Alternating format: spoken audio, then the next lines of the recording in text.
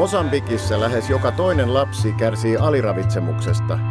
Tässä terveyskeskuksessa seurataan lasten painoa ja ohjataan apua tarvitsevat lapset UNICEFin ravitsemusohjelman piiriin.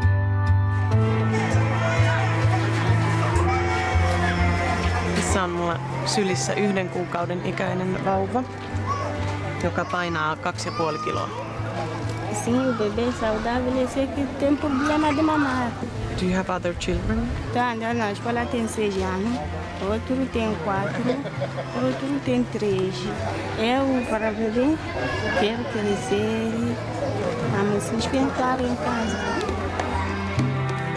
Ana Tercia asuu lasten kanssa pienessä kylässä maaseudulla. Perheen isä työskentelee Maputossa tuhansien kilometrien päässä ja pääsee harvoin käymään kotona. Jokainen Ana Tercian lapsista on kärsinyt vauvana aliravitsemuksesta. So, are you worried for your children? Quero fazer dinheiro todo mês. So, how much money do you make per month? Fazer quanto vem assim meio 200 cada mês. Sairaalassa äidin tulee olla lapsen mukana koko ajan, sillä hoitajia ei ole riittävästi. Tämä on suuri ongelma, sillä äidin pitäisi olla myös kotona hoitamassa muita lapsia.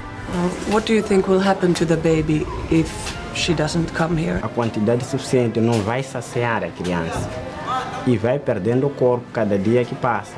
E se perde o corpo, corre o risco de perder a vida.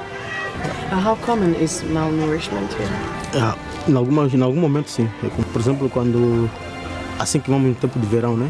Uma parte de cultura eles já venderam, né? E depois a outra parte que sobra também não vai chegar até por exemplo dezembro. Ana Tercian vauva pääsi tarkempiin tutkimuksiin. Tässä mitataan käsivarren ympärystä. Punainen tarkoittaa hengenvaarallista aliravitsemusta.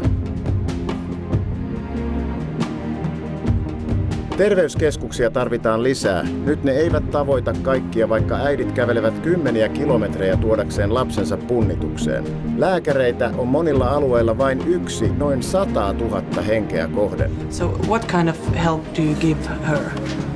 Do princípio, a criança é encaminhada à pediatria, né? Onde cuidam as crianças. É muito importante a ajuda da UNICEF, né? Porque eu penso que nós não estamos em condições de ajudar a comunidade, né? A UNICEF faz trabalho muito interessante para o apoio das comunidades. Ana Tercia pääsi vauvansa kanssa UNICEFin ruokaohjelmaan, joka toivon mukaan pelastaa 2,5 kiloa painavan Jurinha-vauvan. Mutta moni muu lapsi kaipaa apuasi kipeästi.